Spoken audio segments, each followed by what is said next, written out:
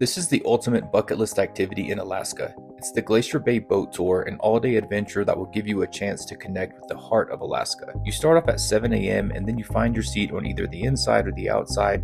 Don't get discouraged if it's super cloudy in the morning because the clouds can burn off just like they did for us. There are bathrooms on the ship along with a concession stand, and lunch is supplied, which consisted of a ham and cheese sandwich along with some chips. Within 10 seconds of us departing, we saw a whale, and shortly after that, it was pretty much non-stop wildlife sightings. There were tons of cuddly sea otters bobbing around, including some that were taking care of their young. Then we passed South Marble Island with a whole lot of stellar sea lions jockeying for position. This is also where the puffins were hanging out and struggling to take flight.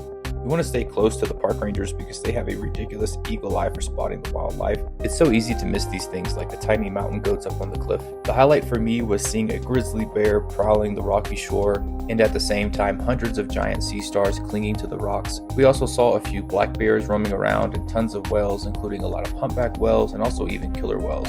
I strongly recommend a zoom lens of at least 400mm to get really nice wildlife shots. I only had a 300mm lens and some of my shots were okay, but just could not really capture that detail. It's also really handy to have a pair of binoculars with you. Also, it can be ridiculously windy and cold, so bring layers and a face mask and gloves, and drink as much hot tea or hot chocolate as you can.